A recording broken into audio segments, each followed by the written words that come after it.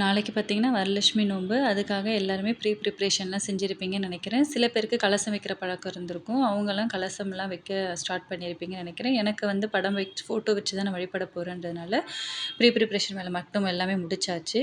அதுக்கு முன்னாடி பார்த்தீங்கன்னா, நாளைக்கு வரவங்களுக்கு தாம்பூலம் குடுக்கணும் இல்லைங்களா? அதனால ப்ளவுஸு, ரிட்டர்ன் கிஃப்ட்டு, வளையல், மஞ்சள், குங்குமம் இது எல்லாமே நான் வந்து இன்னைக்கே வந்து அந்த பேக்ல போட்டு எத்தன பேருக்கு குடுக்க போறோமோ எல்லாமே ரெடி பண்ணி எடுத்து வச்சுட்டேன்.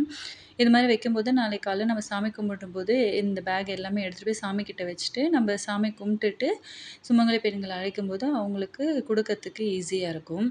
இது பார்த்தீங்கன்னா, எல்லாத்துலயுமே யார் யாருக்கு என்னென்ன பொருள் வாங்கணுமோ எல்லாமே நான் போட்டு ஒரு 11 பேருக்கு வந்து எடுத்து வச்சுட்டேன்.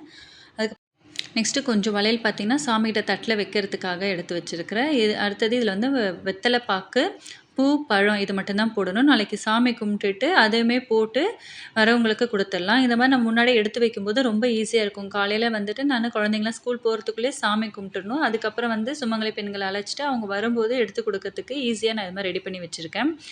நீங்களாமும் இது மாரி பண்ணியிருக்கீங்களான்னு சொல்லுங்க. Thank you friends. பாய்.